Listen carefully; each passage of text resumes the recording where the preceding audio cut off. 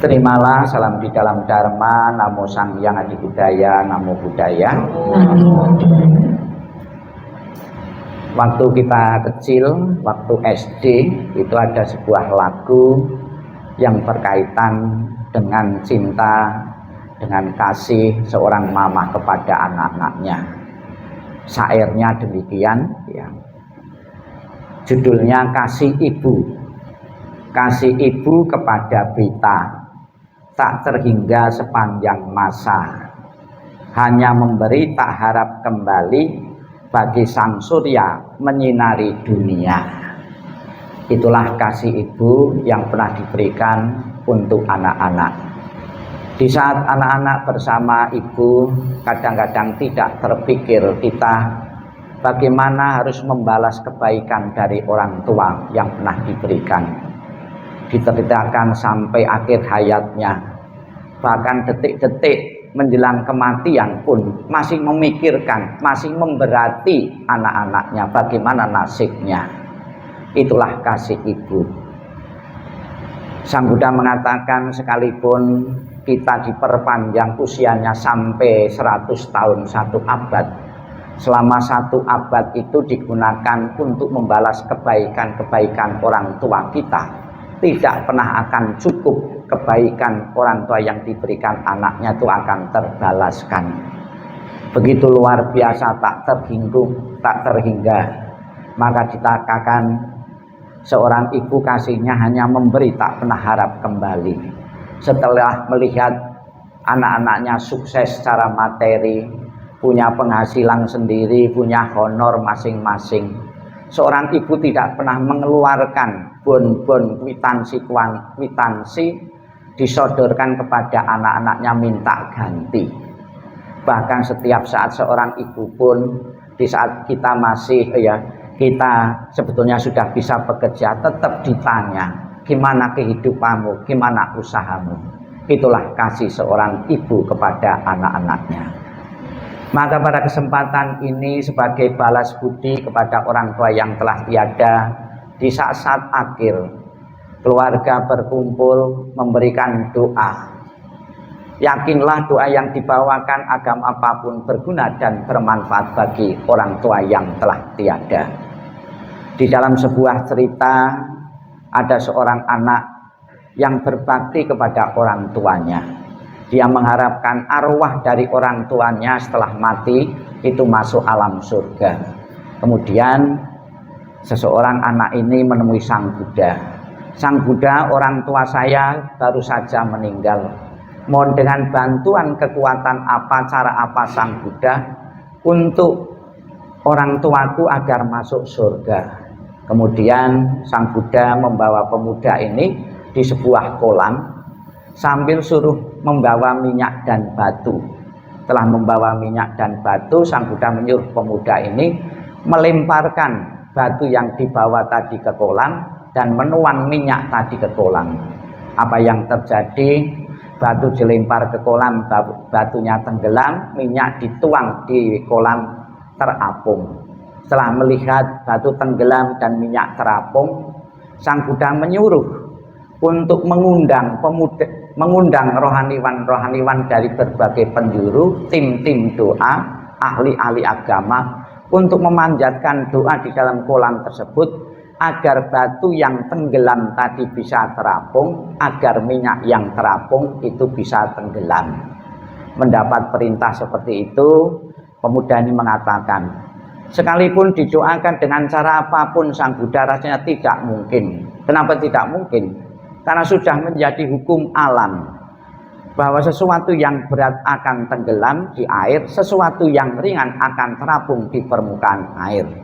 Demikian pula pemuda, kalau sekiranya orang tuamu di masa kehidupannya melakukan perbuatan-perbuatan yang berat, perbuatan-perbuatan jahat, akan menenggelamkan orang tuamu di alam-alam rendah.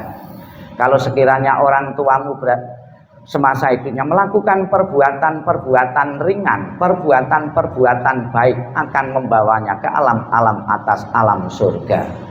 Bapak Ibu, secara pasti orang tua Anda saat ini berada di alam bawah atau alam atas, kita tidak tahu. Kalau seandainya terjadi terlahir di alam bawah, sudah menjadi kewajiban bagi anak-anaknya secara mati-matian berjuang bagaimana orang tua kita bisa terangkat di alam bahagia, alam surga. Apakah ada caranya? Bisa, ya. Apakah ada caranya dari anak-anak mengangkat orang tua yang telah tiada di alam bawah untuk tadi alam atas? Ada.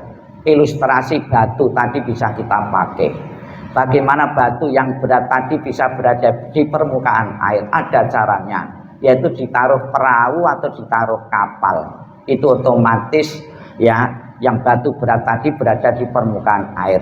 Demikian pula pembawaan doa-doa ini. Kita membuat perahu-perahu, membuat kapal-kapal bagi orang tua kita yang telah meninggal. Lebih-lebih di dalam doa tadi kita memohon berkah pelindungan dari Buddha Amitabha. Di dalam janjinya yang ke-18 beliau mengatakan, barang siapa menyebut namaku, mengulang namaku, dan berharap untuk telagi di alam surgaku, dan orang tersebut mempunyai kebaikan-kebaikan, maka apabila meninggal akan dijemput, ditaruh di alam surga sucinya, yaitu surga Sukawati. Semoga kebajikan-kebajikan beliau dan keyakinan kepada Buddha Amitabha benar-benar menjadi kenyataan. Segera ibu almarhumah terkondisi telah di alam bahagia. Di samping memberikan doa sebagai rasa bakti kepada orang yang telah meninggal, bisa kita lihat di atas peti jenazah dihiasi dengan rangkaian bunga. Bukan saja dekorasi peti biar kelihatan indah, yang sedap dipandang, namun sebagai bentuk ikatan emosional yang hidup kepada yang telah meninggal. Saya tetap menjalin hubungan ikatan emosional dengan yang telah meninggal. Di samping sebagai simbol ya tentang ikatan emosional, dalam agama Buddha bunga dipakai sebagai simbol ketidakkekalan, ketidakabadian. Bunga yang asli dipetik masih segar, besok sore sudah layu. Mengingatkan kepada kita semua bahwa kehidupan yang dijalani oleh seseorang, oleh kita semua adalah kehidupan yang tidak kekal adanya.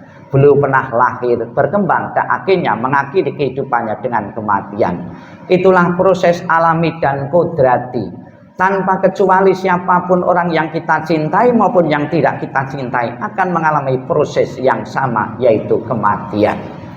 Dan juga sebagai rasa bakti, kita bisa melihat di sebelah peti mati ada rumah-rumahan. Itu memang dari tradisi. Namun bisa kita maknai secara keagamaan di dalam agama Buddha. Kita berharap ya setelah peninggalan almarhumah bisa menempati rumah ya, fasilitas kehidupan di alam sana. Ada sebuah cerita di kalangan umat Buddha, ada seseorang biku yang mempunyai kemampuan bisa berkunjung, bisa pergi ke alam surga. Di alam surga mendapati rumah megah mewah belum berpenghuni, masih kosong. Kemudian penasaran biku ini turun ke dunia, tanya kepada Sang Buddha. Sang Buddha, di alam surga saya menemui rumah megah mewah tapi belum berpenghuni. Rumah siapakah itu?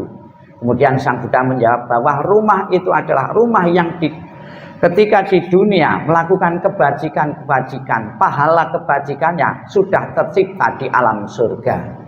Demikian pula keinginan dan harapan kita semua. Dengan simbol rumah-rumah ini kita berharap kebajikan-kebajikan beliau pun memadai untuk terkondisi telah di alam bahagia dengan fasilitas kehidupan-kehidupan yang kita kirim nantinya. Semoga dengan dukungan doa, dengan dukungan bakti dari yang ditinggalkan ini, apa yang diharapkan keluarga Ibu almarhumah Ibu Pewiting benar-benar terlahir di alam surga menjadi kenyataan.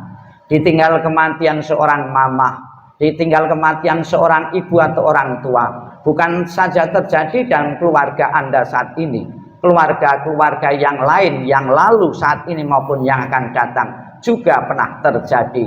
Karena kematian adalah proses alami dan berlaku kepada siapapun. Selamat jalan Ibu almarhumah, dengan dukungan doa dan kebajikanmu, semoga memadai engkau segera telah di alam bahagia. Sadu, sadu, sadu.